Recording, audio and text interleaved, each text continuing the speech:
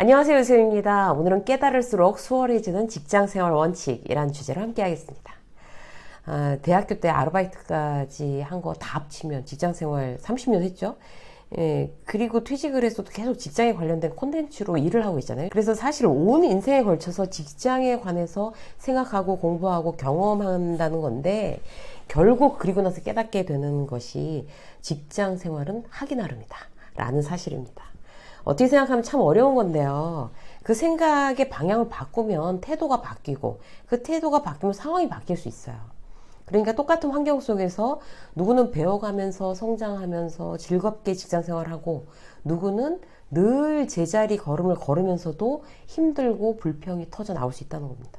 그래서 오늘은요, 진짜 막 지금은 너무 힘들지만 어쨌든 내 태도로 만들어야 할 직장 생활 원칙 몇 가지를 리마인드 하도록 하겠습니다. 직장 힘드세요?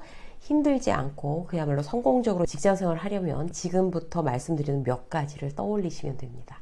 자, 첫 번째, 내일이나 똑바로 하자, 이거예요. 공감하시죠? 거의 진리예요. 이 생각이 태도가 돼야 돼요. 직장 생활이 꼬이는 이유는요, 자꾸 내일에 집중하지 않고 쓸데없는 데 휘둘리기 때문에 그렇습니다. 나한테 맡겨진 일을 한번 생각해 보세요. 회사가 나한테 요구하는 역할, 책임, 이런 걸 한번 정리를 하는 거예요. 그리고 그것만 똑바로 하자, 마음 먹는 거예요. 그러면 평타 칩니다, 직장 생활에서. 예를 들어서 내가 팀장이 됐어요. 의욕이 막 불타올라요. 남들보다 조금 빨리 팀장이 됐으니까 이제 승진도 빨리빨리 가보자, 욕심 막 내는 거예요. 직장 생활에서 이런 야망 아주 바람직해요. 스스로 동기부여를 만드는 가장 솔직한 야망이니까. 문제는 이런 욕심이 지나칠 경우에 내 발에 내가 걸려서 넘어질 수 있습니다.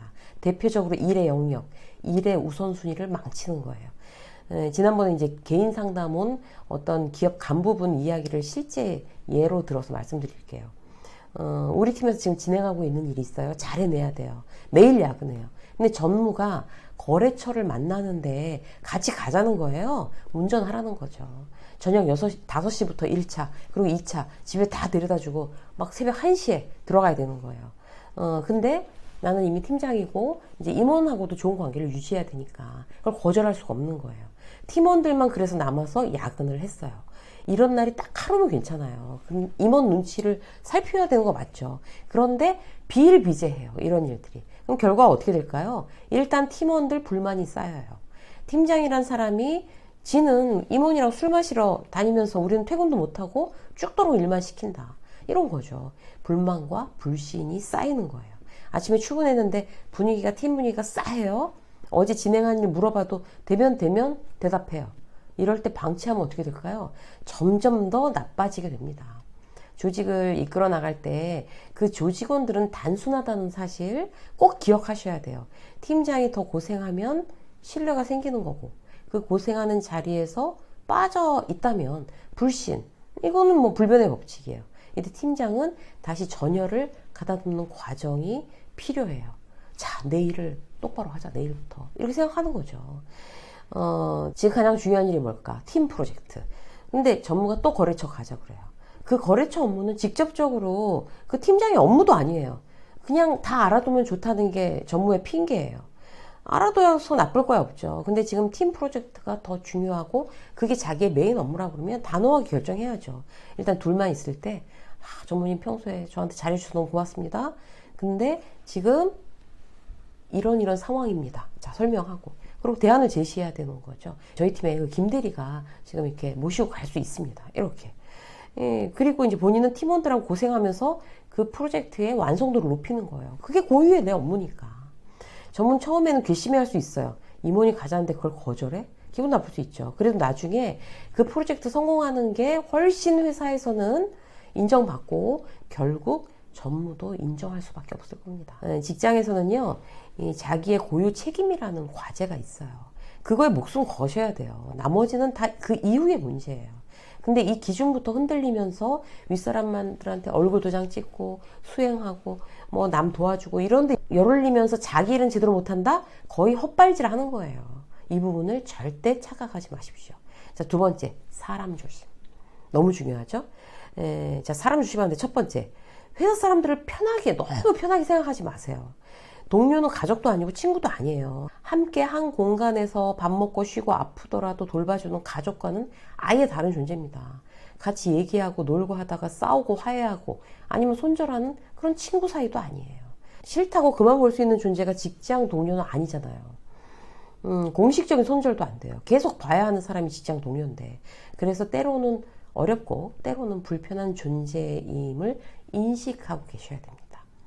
선배가 이제 혼자 사는데 너무 배달 음식만 먹고 외식만 하니까 건강이 걱정돼요. 안 됐어요. 그래서 어느 날 하루 김치를 싸다 줬어요, 내가.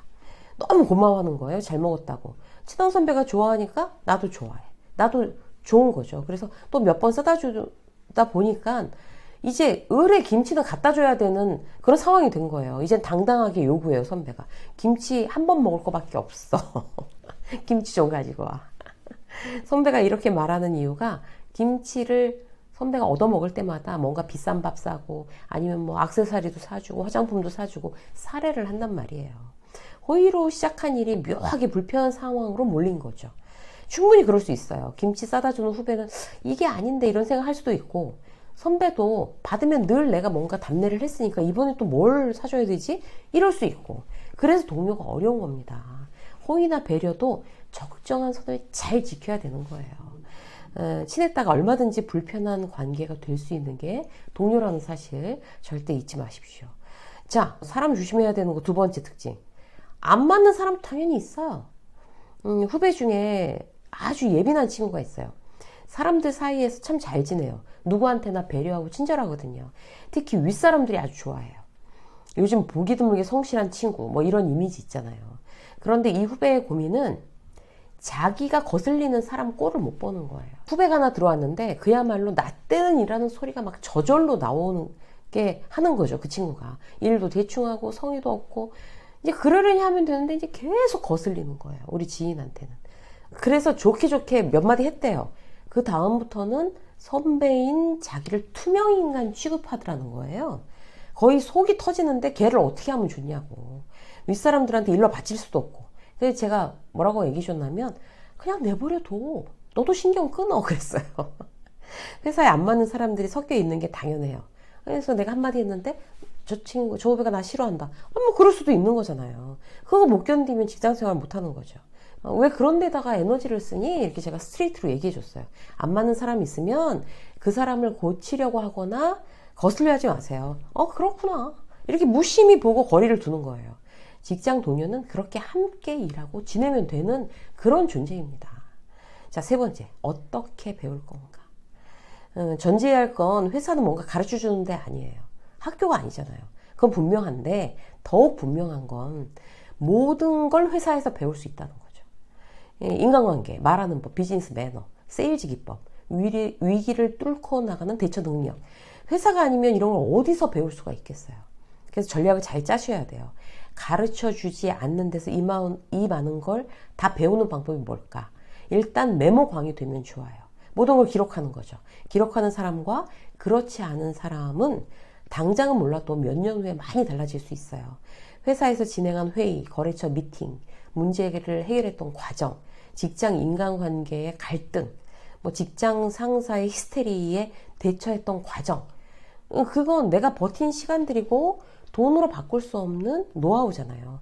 기록하는 것만으로도 성장할 수 있습니다. 기록하지 않으면 기억나지 않으니까. 그리고 이렇게 생각하는 거예요.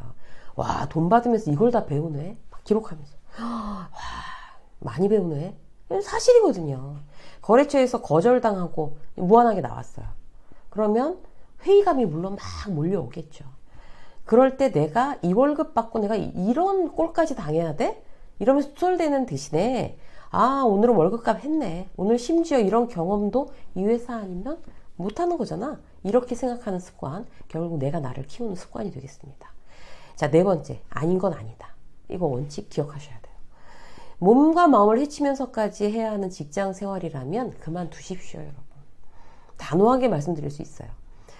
힘든 일이라도 경험이라고 생각하면서 돈 받고 배운다. 이렇게 받아들이면 약이 되는 것이지만 그 회사에서 있음으로 해서 내가 몸도 망가져, 마음도 망가져.